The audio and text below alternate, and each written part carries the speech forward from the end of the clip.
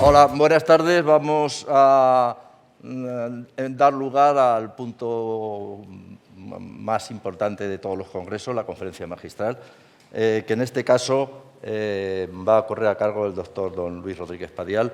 Él no precisaría presentación, es conocido por todos nosotros, profesor de bien física o bien a través de las múltiples publicaciones y conferencias y demás. El doctor Rodríguez Padial, en 2019, creó y fundó el Instituto de Prevención de Enfermedades Cardiovasculares en Toledo, con lo cual se ha convertido en un referente a nivel nacional de lo que es la prevención cardiovascular. Es tanto que nuestro presidente, doctor David Martí, ha preparado una breve presentación del personaje. Muy breve, pero pienso muy procedente. Me corresponde tener el gran honor de presentar a uno de los cardiólogos más representativos de la región y del país, el doctor profesor don Luis Rodríguez Padial. Luis, para sus amigos, destaca por su talante, por su discreción, por su sentido de equipo, pero sobre todo por su sagacidad, su sentido del humor y su inteligencia. Licenciado en Medicina y Cirugía por la Universidad de Granada, realizó la especialidad de Cardiología en el Hospital Ramón y Cajal de Madrid y el doctorado de Medicina en la Universidad Complutense. Uno de los pioneros en imagen no invasiva en cardiología. Entre sus méritos destaca haber sido de los primeros fellows de nuestro país en el Laboratorio de Ecocardiografía del Massachusetts General Hospital, en Boston, con importantes aportaciones al estudio ecocardiográfico de la valvulopatía reumática o de la cardiopatía hipertensiva. Desde hace más de 20 años es jefe de servicio de cardiología del Complejo Hospitalario de Toledo y sin duda partícipe de que dicho servicio sea actualmente un referente en campos como la rehabilitación cardíaca, la imagen o la electrofisiología. A nivel institucional, además, ha sido presidente del Colegio de Médicos de Toledo y vicepresidente de la Sociedad Española de Cardiología. Sin duda, Luis es un modelo de cardiólogo a seguir para todos nosotros y un exponente del gran talento que puede dar nuestro país y del que debemos estar orgullosos. No quiero extenderme más, simplemente agradecer tu perenne compromiso con la Sociedad Castellana de Cardiología y el haber aceptado tu participación en nuestro congreso. Muchas gracias, Luis. Tengo ya, bien, muchas gracias. Uno se da cuenta que se va haciendo mayor cuando le llaman personaje y cuando hablan, glosan esa que no es nada más que el trabajo de un cardiólogo clínico que ha procurado formarse y que procura trabajar día a día viendo a pacientes. Evidentemente hemos procurado entre todos los miembros del Servicio de Cardiología de Toledo pues, ir creando un equipo que vaya dando pues, lo mejor de la asistencia cardiológica, todo lo que está en nuestras posibilidades, como muchos otros compañeros, todos los que estáis aquí, cada uno dentro del nivel que tiene. Cuando me plantearon dar esta charla, yo elegí hablar un poco de prevención cardiovascular, porque creo que es un tema relevante, porque he visto también el programa y se tratan muchos otros temas muy relevantes, muy importantes, y prefiero no pisar nada, ir dando pinceladas, y a veces traigo cosas que alguien puede decir, esto no es importante, pero a mí me ha llamado la atención. O sea, siempre que uno selecciona algo, esto no es un estudio, ni un metaanálisis, ni tiene una metodología. Es simplemente hay el sesgo de selección de que a mí, como cardiólogo clínico, con ese interés, pues me ha llamado la atención. Lo primero, en esta diapositiva se ve claramente, la letra es pequeña, pero simplemente veis señalando el punto por el que yo traigo la diapositiva, cómo la enfermedad cardiovascular sigue siendo una causa importante. Si vemos abajo, lo llamativo es que en el 1990 y en el 19, creo recordar que es, los primeros factores siguen siendo los mismos. Y tenemos la hipertensión, tenemos el colesterol, tenemos la dieta, los factores que determinan la enfermedad coronaria, la cardiopatía isquémica, que es la principal causa. Luego, había en el 90 una labor importante que hacer y sigue habiéndola ahora. Tenemos mucha labor que hacer para controlar los factores de riesgo. Y evidentemente la pandemia no nos ha ayudado. La pandemia, como ese volcán, ha agitado las aguas de la patología, por desgracia, pues muchas personas han muerto, pero el barco de la enfermedad cardiovascular pues sigue ahí y amenaza a aquellas otras personas que se han escapado de la pandemia y que, como todos podemos ver en la consulta, pues nos vienen la mayoría un poco más gordos, no se han controlado los factores de riesgo a pesar de nuestro esfuerzo, que hemos seguido haciendo muchas consultas, Y, bueno, pues yo entiendo que en situaciones de estrés y tal, pues hay cosas que pasan a un segundo lugar. Uno se preocupa por lo que te puede matar hoy y algo que te pueda ocurrir dentro de 15 años lo ves como más relativo. Pero a nosotros como médicos y sobre todo como médicos interesados en la patología cardiovascular nos debe preocupar el despertar a ese público. Bien, ya dando pinceladas, y bueno, esta es una diapositiva ya un poco antigua, pero que retrata lo mismo. Los pacientes con enfermedad coronaria, este es el registro REPAR de la Sociedad Española de Cardiología, un porcentaje muy grande no están adecuadamente controlados. Y no es solo culpa de ellos. Yo creo que en gran parte es culpa nuestra. Culpa de que nosotros no estamos realmente motivados para transmitirle al paciente la necesidad de que se trate. Bien es cierto que tenemos poco tiempo, ahora por teléfono es mucho más complicado, pero hay una inercia terapéutica muy importante, porque cada vez vamos teniendo herramientas más eficaces para controlar el colesterol, ¿eh? Y, sin embargo, estamos muy por debajo de lo que podríamos obtener. Yo creo que el paciente tiene su culpa, pero nosotros también. Esta diapositiva es muy curiosa, y lo que nos indica es qué pasa con el colesterol LDL después de un infarto de miocardio. Y veis que hay en verde los que tienen más de una reducción del 50%, en azul los que tienen entre 0 y 50%, incluso algunos en los que aumentan. Luego veis que todos deberíamos esperar que tuvieran una reducción del colesterol y, sin embargo, no lo tienen. Muchos están tomando medicación, pero ya vemos por otros registros que la medicación que toman o no es la suficiente o no es la adecuada. Y claro, eso tiene un impacto, porque veis aquí que aquellos que en rojo que le ha subido el colesterol tienen mayor número de eventos, de infarto de miocardio y mortalidad total, y lógicamente los que tienen una reducción más marcada en verde tienen una disminución significativa de los eventos. Luego, nuestro trabajo debe ser luchar para que eso no ocurra. Y a veces nos lo fiamos a largo plazo. Viene el paciente, le damos el alta, alguien lo controlará dentro de 6 meses, luego le va a subir tal. Esta diapositiva la traigo porque ilustra que es muy importante conseguir un control adecuado del colesterol entre las 6 y 10 semanas. Que intentamos, pero no siempre lo conseguimos, porque si os fijáis, en la gráfica de la izquierda veis que hay un porcentaje de pacientes en los que sí baja ese colesterol, de una forma marcada, lo tenéis arriba más de 1,85, si lo multiplicáis por 40, pues ya os indica la reducción que hay. Y eso, de nuevo, tiene su impacto. Parece que, aunque ocurre a corto plazo, no tiene su papel significativo. Veis en la parte de la derecha, es que si yo os señalo, os voy diciendo tal, lo veo yo, pero vosotros no lo veis, ¿eh? Por eso, en la parte de la derecha, pues veis que los que le baja menos tienen mayor mortalidad. Luego, muchos no les baja el colesterol, no les baja en el tiempo adecuado, que debe ser ese. Nuestra estrategia debe ser abordar a esos pacientes de la manera más agresiva desde el principio, para que algunos no vamos a poder bajar el colesterol, todo lo que quisiéramos, pero por lo menos que no quede de nuestra mano la cosa. Nosotros en Toledo lo que nos hemos planteado es, pues aquellos pacientes que se van de alta, hacerle una petición ya de analítica, no quedar en que vayan por aquí, porque hay 2 grupos de pacientes. Unos que van a rehabilitación, que eso ya se encarga Alejandro y su equipo, y de eso nosotros nos desocupamos, porque ellos ya van a estar haciendo esa labor, que evidentemente es más eficaz, porque se les educa, se les sigue, en fin, se les conciencia. Aquí es el otro paciente que por motivos diversos no entra y que le vamos a dar el alta. Lo podemos ver en consulta en breve o lo va a ver atención primaria, pero ya se va con una analítica para que se la haga, hecha por nosotros, porque si no queda la cosa en la nube, nunca mejor dicho. Esa analítica, hay alguien, médico o enfermera, que la ve en ese plazo. Si el paciente está dentro de control, tranquilidad y buenos alimentos, pero si no está dentro de control, ya nos lo dice para ajustar el tratamiento. Yo creo que la mejor forma de tratar de conseguir que a las 6-10 semanas, como hemos visto ahí, seamos capaces de controlar el colesterol y conseguir esos beneficios. Porque si no, los pacientes, todos tenemos las consultas saturadas y es difícil, por desgracia, no sé si alguien podrá, pero los servicios públicos han sido muy saturados, es difícil conseguir eso, pero se pueden buscar estrategias de este tipo que permitan controlar el colesterol. Está claro que las guías son centradas en el colesterol LDL, porque eso es lo que nos ha indicado la evidencia. Fundamentalmente, el colesterol LDL es el marcador fundamental del riesgo. Si a un paciente le baja mucho el colesterol, pocos eventos ocurren. Yo, de hecho, a los residentes que rotan conmigo, muchos no quieren, les digo, cuando no sepas qué hacer con un paciente, si no sabes qué hacer, baja el colesterol bien. O sea, muchas veces te encuentras y a veces estabilizas al paciente, curiosamente. Pero bueno, no solo es el colesterol, las partículas son muchas más. Y esta diapositiva lo que ilustra es que Veis que están los kilomicrones, los IDL, la lipoproteína pequeña a y el HDL. Y también esos son importantes.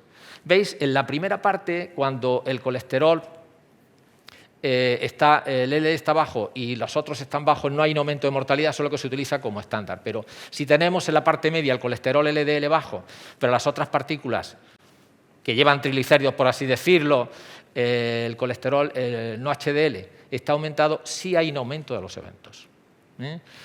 Y cuando están, es que es una combinación un poco rara, pero en esencia es eso.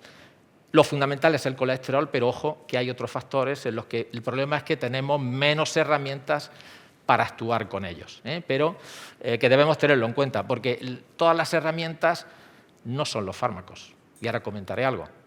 El ejercicio, la dieta, ayuda, y puede ayudarnos a controlar este tipo de alteraciones que presentan los pacientes.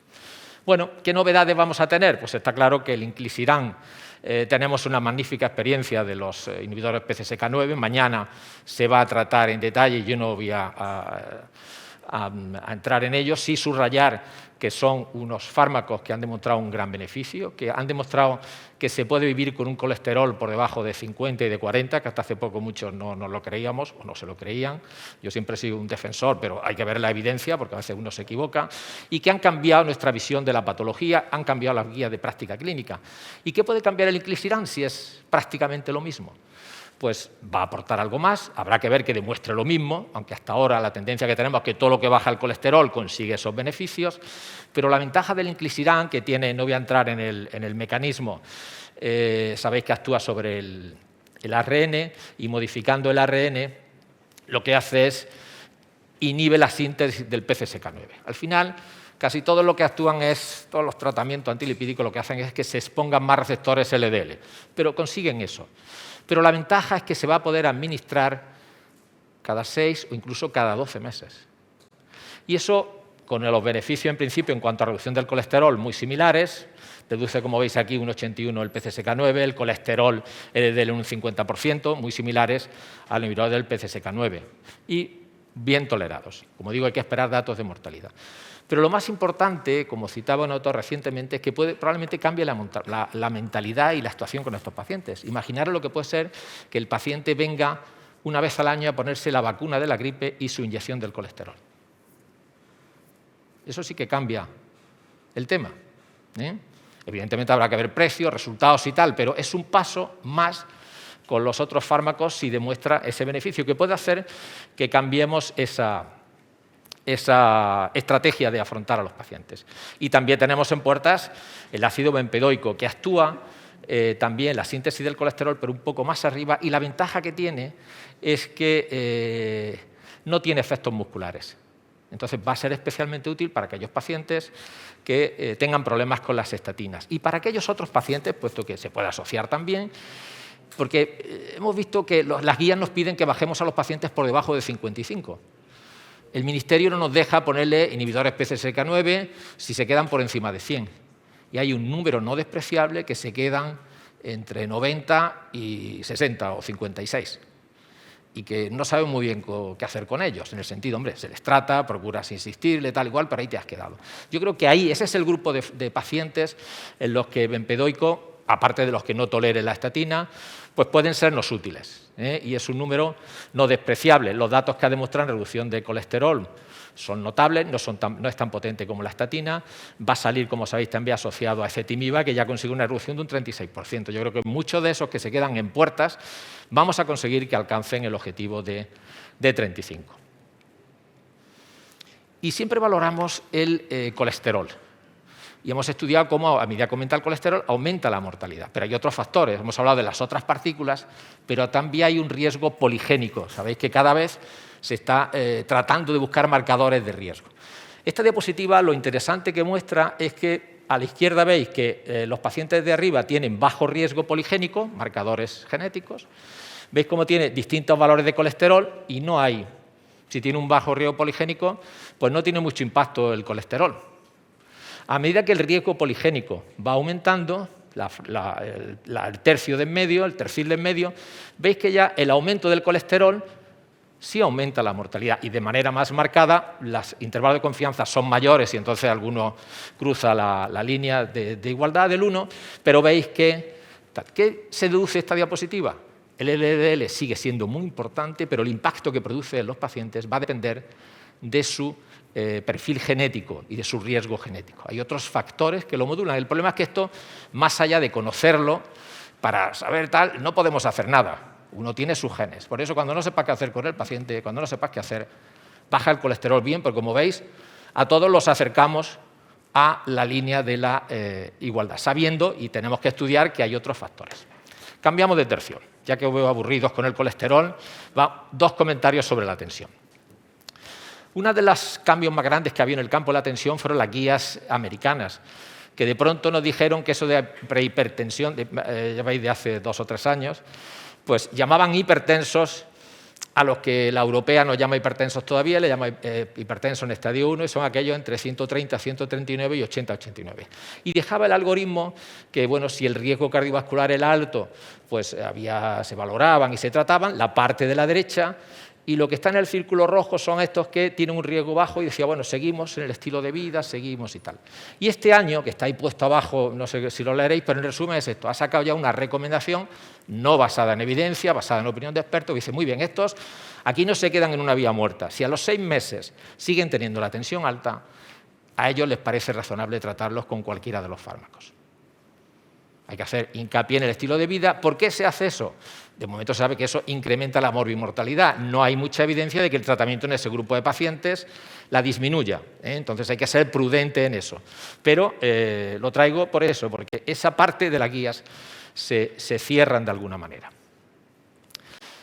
Esta diapositiva es interesante porque evidentemente la hipertensión es mala para hombres y mujeres, para todos. Pero no parece que ejerza el mismo papel. En este estudio, en rojo, son las mujeres y en azul son los hombres. Y son distintos eventos. Arriba, enfermedad cardiovascular, infarto de miocardio, insuficiencia cardíaca, que se ha hablado previamente y depende mucho de la hipertensión. Controlando la hipertensión se evita mucha insuficiencia cardíaca. Y el ictus. Y si os fijáis, las mujeres, cuando aparece en rojo bien marcado, en azul bien marcado, es que es significativo, como ya podemos ver por los intervalos. Y el otro es que no es significativo.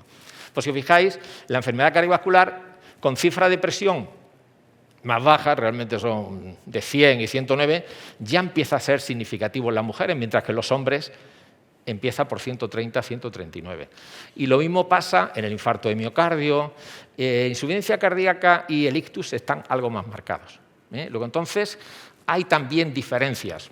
Evidentemente, esto es un hallazgo que no se sabe muy bien cuál es el motivo. Todos podemos pensar que si son pues, las alteraciones hormonales, las diferencias fisiopatológicas entre mujeres, pero lo cierto es que, por lo menos para algunos de los endpoints de eficacia o de las complicaciones de la hipertensión, mejor dicho, las mujeres son más sensibles que los hombres y empiezan a presentar complicaciones en edades más precoces. Una llamada para que no infratratemos a nuestras pacientes. Bueno, no solo hablamos de fármacos, hay que hablar también de estilo de vida. Aquí es la eterna aspecto de la sal. ¿La sal baja la tensión, la reducción de la sal o no? Pues esto es un estudio, como veis son todos datos recientes los que se ha cogido, y se ve que si se reduce la sal, y eso es un metaanálisis de, como veis, de 85 estudios, baja la hipertensión arterial, lógicamente, baja la presión arterial, mejor dicho, más en los hipertensos, que son los de la derecha, la de arriba la sistólica y la de abajo la diastólica, más en los hipertensos que en los no hipertensos. Ahí no se distingue entre son sal sensible y sal resistente, aunque hay un intervalo de confianza marcados, evidentemente eso nos quiere decir que no todos bajan lo mismo. Pero siempre es recomendable, y esto es una llamada para esos que hemos hablado de hipertensión grado 1, que había que recurrir a fármacos, si bajan la tensión y hacen ejercicio, probablemente no haya que recurrir a fármacos, es más sano y más económico y más rentable, porque eso sí que ha demostrado beneficio. Luego es una llamada para decir, ojo, en pacientes hipertensos, el fulcrum es el punto donde está en 2 gramos de sodio, que son 5 gramos de cloruro sódico. Entonces, conviene explicarle a los enfermos un poco qué es lo que pasa. Y bueno, el estudio Spring ha publicado un par de cosas recientemente. Sabéis que el estudio Spring hace unos años lo que hizo fue tratar pacientes hipertensos con 2 niveles de tratamiento de la hipertensión. Uno, un tratamiento más intenso, prácticamente de 120 de sistólica, y otro menos intenso. ¿Qué es lo que ha hecho aquí el estudio SPRINT? Pues lo que dice en esta publicación es que los beneficios cardiovasculares son más marcados en aquellos que tienen mayor riesgo cardiovascular. En la parte de arriba veis cómo en las abscisas está el riesgo cardiovascular de los pacientes y vemos cómo a medida que aumenta el riesgo, cuando se trata con mayor intensidad, el beneficio es mayor. Bien es cierto que es lo que nos indica la parte de abajo, que también tienen un mayor porcentaje de efectos secundarios. La mayoría de ellos son leves y bien tolerados por los pacientes. Entonces hay que buscar ese equilibrio entre tratar con intensidad la tensión arterial, buscando un objetivo de 120 de sistólica, porque sabemos que cuanto mayor sea el riesgo del paciente, mayor va a ser también ese beneficio. Y otra información que nos ha dado el SPRINT pues es el estudio se interrumpe, los pacientes se siguen y deja como una cierta huella su efecto. Unos serán tratados más, otros menos y tal, pero lo cierto es que en el seguimiento de los pacientes después del 2016, que se interrumpió, arriba veis que es el 2015, la insuficiencia cardíaca, aquellos que se trataron con mayor intensidad, sigue apareciendo con menor frecuencia.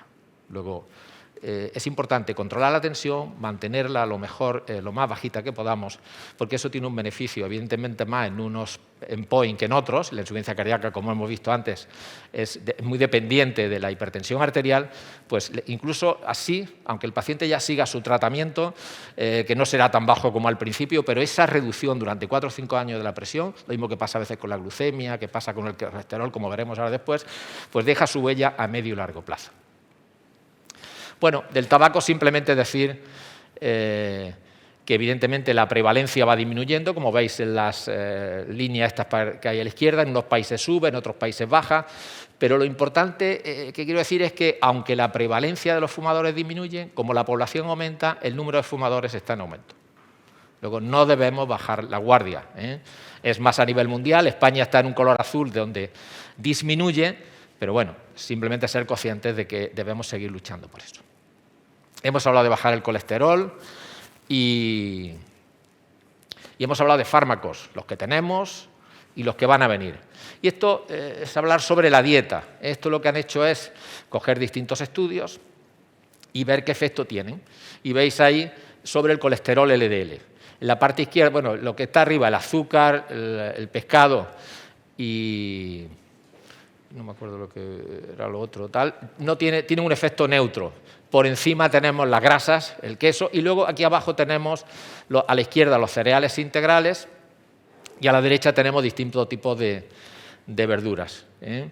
Y tenemos pues bueno, muchas que pueden contribuir a bajar el colesterol y que nos pueden ayudar en ese paciente que está al límite a acercarlo más a nuestro objetivo y de una manera más sana.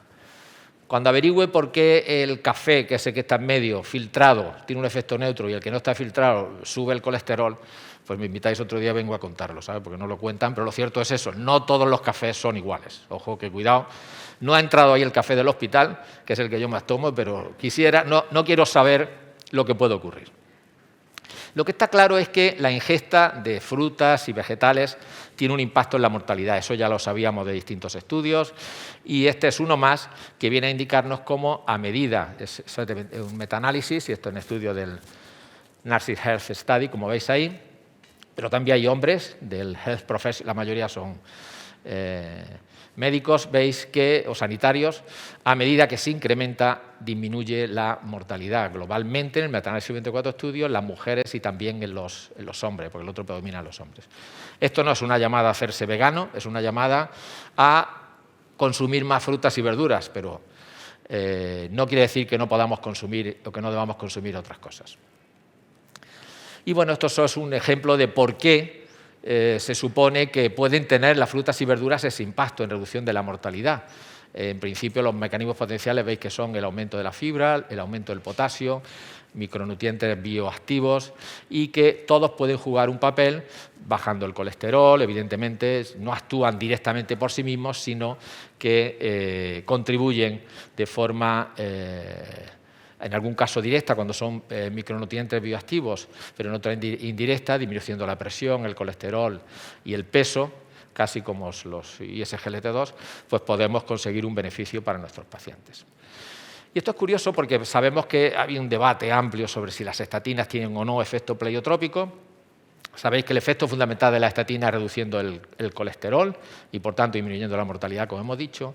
Pero en algunos estudios se ha visto que, más allá de ese efecto, quizá por mejora de la función endotelial, pues las estatinas juegan ese papel. Hombre, se ha dicho que cuando en los estudios casi toda la reducción de la mortalidad se debe a la reducción del colesterol, y eso es cierto. Pero cuando tú metes 30.000 enfermos, el grueso va con eso. El que no encuentres otra cosa en un grupo pequeño de pacientes que tienes que mirarlo expresamente no quiere decir que no exista. La verdad, a veces está un poco escondida y hay que buscarla. Puede haber un subgrupo de pacientes que tienen ese beneficio y que el estudio no está diseñado para ver eso. O sea, que yo no lo descarto. Pero lo cierto, que es lo llamativo aquí, es que parece que el efecto pleiotrópico se debe a que las estatinas también disminuyen el geraril pirofosfato ¿no? Y que hay algunos grupos de alimentos que pueden interferir con eso. Con lo cual, veis que hay algunos alimentos que si tienen mucho, pues van a contrarrestar el efecto de esa disminución y pueden contrarrestar el efecto beneficioso pleiotrópico de las estatinas. Curiosamente, esto está sacado de un modelo, esto es una hipótesis que se ha planteado en un modelo animal en el que se han utilizado las estatinas para el tratamiento de la hipertensión pulmonar y se ha visto que determinados alimentos bloquean ese efecto. Entonces, eso ha empezado a traer esa idea.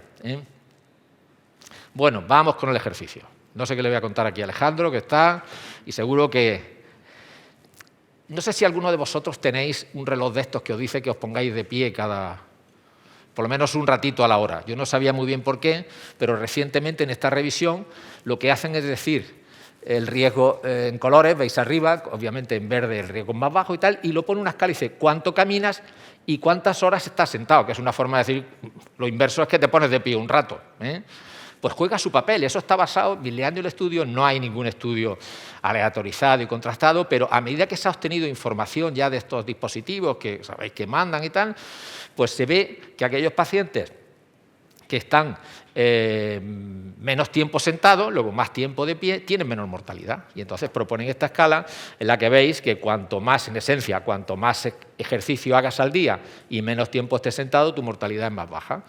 Y a medida que haces poco ejercicio y estás mucho tiempo sentado, la mortalidad es mayor. Luego, ambos parámetros juegan un papel según los datos de estos autores.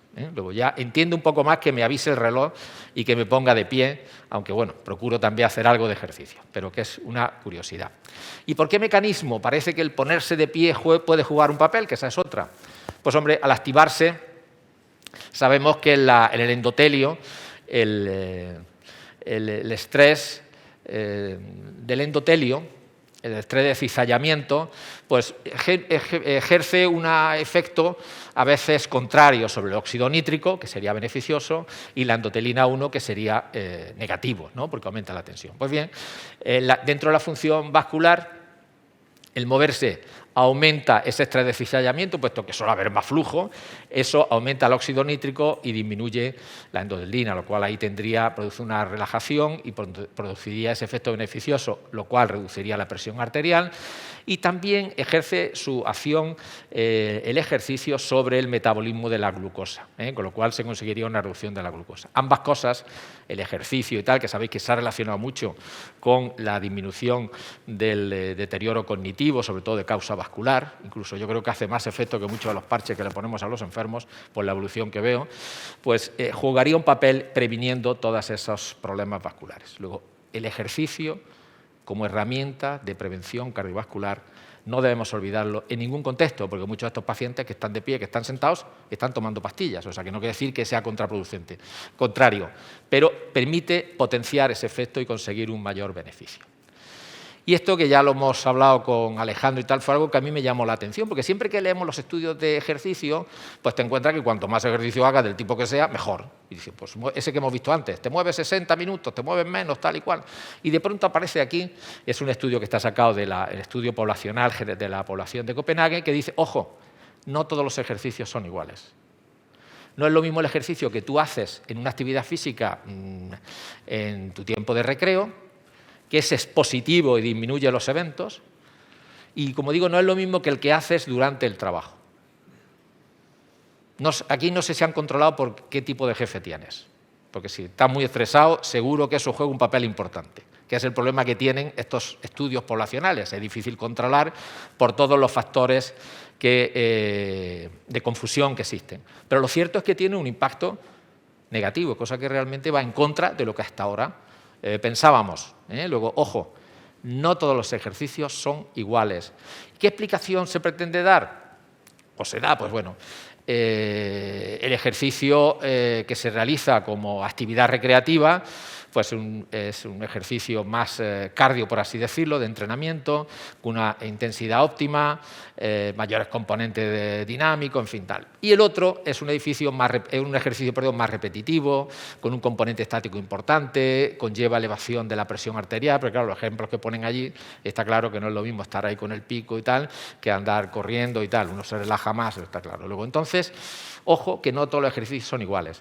Esto hablando con un amigo licenciado en Ciencias del Deporte, amigo de Alejandro, Manuel Gallango, pues le dice que claro, que evidentemente no todos son iguales. Digo, bueno, tú lo comentas y es cierto, pero yo no lo tenía tan claro. Y empieza a haber datos en ese sentido.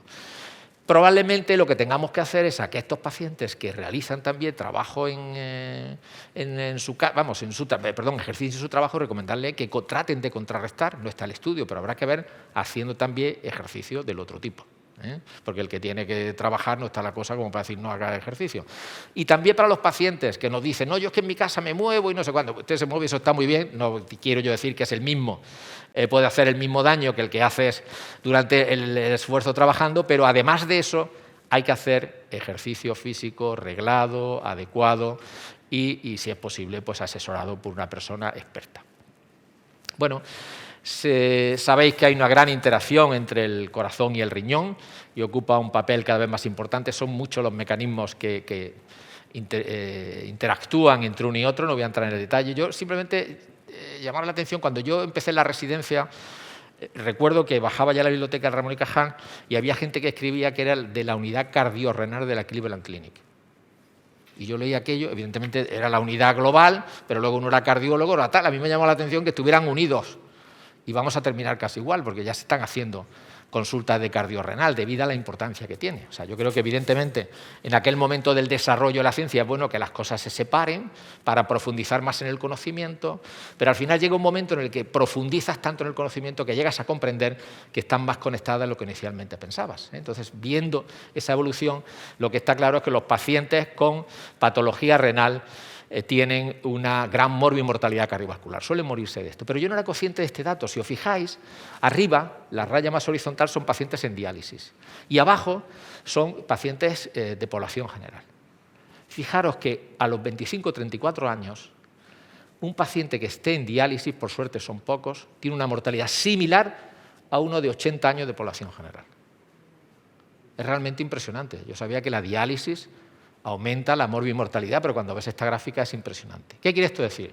Que debemos hacer un gran esfuerzo por conocer cuáles son los mecanismos de la mortalidad de estos pacientes, que la mayoría no son renales, cuáles son, como veis aquí, la mayoría son cardiovasculares, muerte cardiovascular y eventos cardiovasculares mayores, con lo cual nuestro papel es importante, trabajando. Porque sabéis que la insuficiencia renal se considera un factor, o sea, una patología de muy alto riesgo cardiovascular y debíamos poner el colesterol por debajo de 55. Yo creo que muchos no lo tienen. O sea, ahí tenemos que hacer una labor de trabajo con nuestros compañeros nefrólogos para tratar de corregir ese problema. Y esto es otro aspecto importante. Esto es un grupo de unos 400 pacientes que se le puso, con insuficiencia renal, que se le puso un desfibrilador. Y se analizaron las causas de muerte. Fijaros cómo a la derecha, los que están en diálisis en blanco, la mayoría son por muerte súbita. Y muchos por muerte cardiovascular. Luego, ojo, que la mayoría presentan isquemia, y eso lo sabemos, y problemas cardiovasculares. No voy a entrar en mucho detalle, simplemente subrayar el problema de la obesidad como una determinante importante de la insuficiencia cardíaca, hemos hablado previamente, y cómo la prevención de la obesidad pues, sería una herramienta fundamental de evitar la insuficiencia cardíaca. Aquí están todos los mecanismos que juegan un papel desarrollando eso. ¿Veis? Aparece de nuevo ahí el riñón, como curiosamente la obesidad también juega un papel negativo en el riñón y bueno, pues las vías que actúan. Y también en la fibrilación auricular, que es una causa muy importante de patología en la actualidad. Y sabéis que le ofrecemos a nuestros pacientes el hacer un estudio electrofisiológico que ha demostrado una gran eficacia, pero en muchos sitios no se lo hacen a los pacientes obesos hasta que no pierden peso, porque las posibilidades que hay de recidiva y de un peor resultado si el paciente es obeso, las posibilidades de que eso ocurra son mucho mayores. No digo yo que se le niegue, pero se le retrase y se le encargue que pierda peso. Y entonces, bueno, pues los mecanismos son eso. No me voy a parar porque ya no son horas de pararnos en tonterías. Y esto es una cosa que me parece curiosa, ¿no? Salió hace poco en una revista importante, como hay aquí, Science, y habla de dos modelos. Hasta ahora le hemos dado mucha importancia a la resistencia a la insulina como elemento fundamental en la obesidad. La parte de la izquierda que dice, ojo, de lo que comes, si comes muchos carbohidratos, sobre todo si son carbohidratos simples, que se absorben muy rápido, suben la glucosa, dispara la insulina, y esa hiperinsulinemia hace que la insulina, que es una hormona que lo que hace es meter todo dentro de la célula, genera la obesidad. Y este otro modelo que está empezando a adquirir cierto protagonismo, que dice, no, el foco no es la hiperinsulinemia, es el desbalance energético, comer mucho de todo. Y ese desbalance energético, al final, no vamos a entrar en los detalles, lo que hace que indirectamente aumente la insulina. ¿Qué quiere decir esto? Que probablemente pues, podamos asesorar mejor una vez que se desvele esto, porque yo creo que la parte de la izquierda depende probablemente del perfil de paciente, pero paciente con resistencia a la insulina, mi experiencia es que la parte de la izquierda es importante, pero globalmente no debemos olvidar que hay que reducir de alguna forma los alimentos globalmente o cambiar el perfil de los alimentos. Y ya unas pinceladas que, bueno, pues hemos hablado de cómo estamos colaborando con los nefrólogos, cómo vamos a colaborar, y está claro que con los neurólogos cada vez colaboramos más. Y hay quien ha propuesto la aparición de la neurocardiología, con una estrategia de prevención, obviamente, en distintas facetas. Yo haría aquí hincapié, quedándome en la prevención primaria, por así decirlo, de la demencia y el desarrollo de deterioro progresivo, el deterioro mental progresivo, en el que los factores de riesgo cardiovascular juegan un papel importante. Y bueno, controlando los factores de riesgo cardiovasculares no solo disminuimos la enfermedad coronaria, sino como indica este estudio que en el British Medical Journal, veis que también disminuimos el cáncer colorectal. Las cosas son un poco más complejas y muchos de los factores que afectan más al corazón afectan a otras partes del organismo. Luego, es bueno llevar una estrategia. Ya veis los factores que ponéis: obesidad, tabaco, diabetes, hipertensión y dislipemia, lo que nosotros manejamos habitualmente. Bueno, muy recientemente el American Heart ha propuesto lo que le llama 50 por 50 por 50. Hace unos 7 u 8 años sacó los simples 7, que era decir, bueno, la salud cardiovascular ideal se definía por 7 parámetros, que era control de los factores de riesgo, no fumar, una dieta sana, niveles de presión, tal y cual. Dice, pues ahora lo que tenemos es que movernos un poco para promover y preservar la salud cardiovascular ideal para todos, con el objetivo de que la prevalencia de esta salud cardiovascular ideal, lo que hemos dicho arriba, sea más de un 50% a los 50 años o antes para el año 2050. Ahora que está de moda en los horizontes y tal y cual. Entonces, por eso se llama 50-50-50. Al final, estas ideas así tan globales está bien como objetivo, pero a nosotros se nos traduce en que debemos procurar controlar los factores de riesgo en nuestros pacientes, que es el mensaje con el que hemos empezado y que ya vamos terminando. Muchas veces nos basamos en los estudios y en el tiempo de seguimiento de los estudios, pero como hemos visto antes, que en el sprint, que después del sprint no solo tiene la velocidad del sprint, sino que tiene también una duración prolongada, vemos este solo estudio, el HOPE-3, que también se controlaba el colesterol con rosuvastatina y la presión arterial. En la parte de la izquierda es la duración del estudio. La parte de la derecha en amarillo es cuando ya termina el estudio y los pacientes siguen el tratamiento normal. Las curvas se siguen separando. O sea, bajar bien, tratar bien a los pacientes durante un tiempo, evidentemente es mejor si es a lo largo de toda la vida, durante un tiempo tiene un efecto prolongado.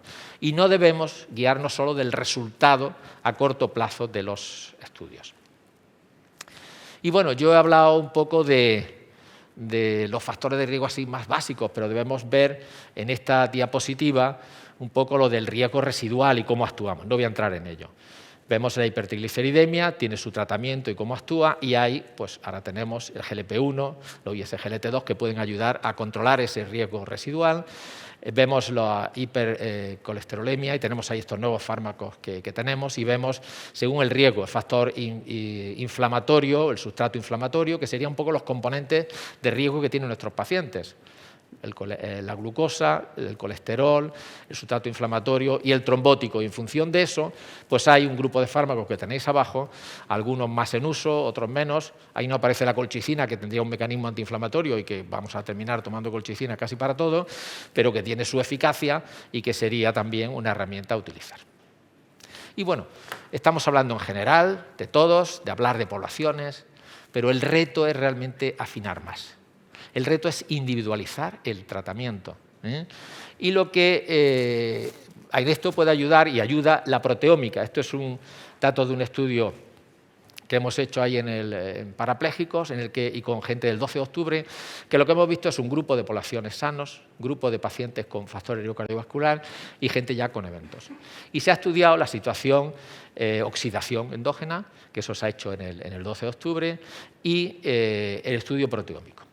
Y evidentemente lo que se ha visto es que cada vez va aumentando más el estrés oxidativo. El reto es, en el análisis de estos pacientes, al principio, cuando están sanos, detectar qué marcadores nos pueden permitir individualizar el tratamiento, qué pacientes de estos, con el tiempo, van a presentar los eventos, porque muchos no lo presentan, que es el problema que tiene la prevención. No nos podemos pasar de frenada porque a lo mejor estamos castigando a una serie de pacientes a que hagan un tratamiento que luego realmente a ellos no le hubiera dado nada, como hemos visto con el componente poligenético previamente.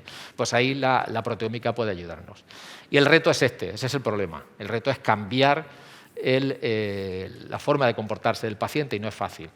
Yo creo que ahí tenemos también nosotros un elemento importante a la hora de transmitir. Tenemos que tener un objetivo claro, tenemos que estar convencidos, los médicos, que muchas veces no lo estamos, y transmitir el mensaje de una forma nítida y convincente. Y bueno, esto salió hace un par de años, y lo traigo un poco de resumen, como decir, bueno, quizá la cardiología preventiva, al final, trabajando con otras ramas de la medicina interna y de la cardiología, incluso se pueda transformar en una subespecialidad. No digo yo que no lo sea, pero lo cierto es que la cardiología preventiva debe impregnar toda la cardiología.